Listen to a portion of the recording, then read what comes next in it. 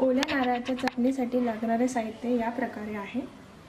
साधारण 1 नारळ चिरलेलं, थोडीशी कोथिंबीर, 4-5 लसणाच्या पाकळ्या, 2 ते 3 मिरच्या, थोडंसं चवीपुरतं मीठ, जिरं आणि दही व सोबतच थोडंसं पाणी सुद्धा।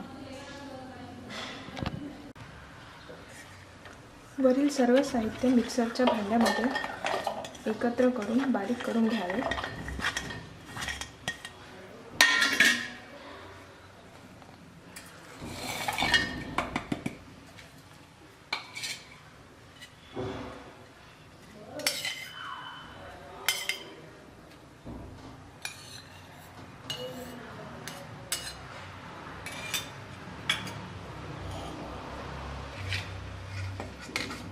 चटणी ही एका भांड्यामध्ये काढून घेतलेली आहे।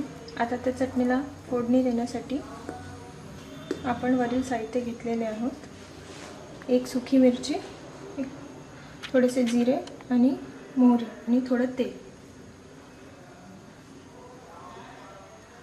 आता एका पॅनमध्ये थोडेसे तेल घ्यायचे आहेत। तेल चांगले गरम झालेले आहे। आता आपण त्यात वरील साहित्य टाकणार आहोत।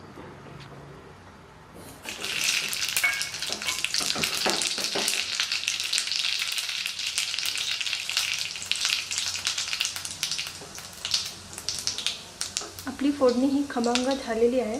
तर आपण ही फोडणी या चटणीवरती टाकणार आहोत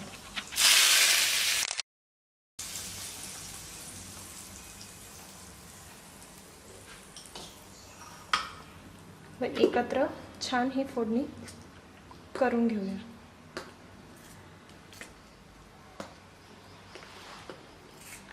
तयार आहे आपली ओल्या नारळाची खमंग अशी चटणी। जर तुम्हाला माझा व्हिडिओ आवडला असेल तर माझ्या व्हिडिओला लाईक करा व आपल्या फ्रेंड्ससोबत शेअर करा व अशाच प्रकारचे आणखी व्हिडिओज पाहण्यासाठी माझ्या फूड टूके चॅनलला नक्की सबस्क्राईब करा।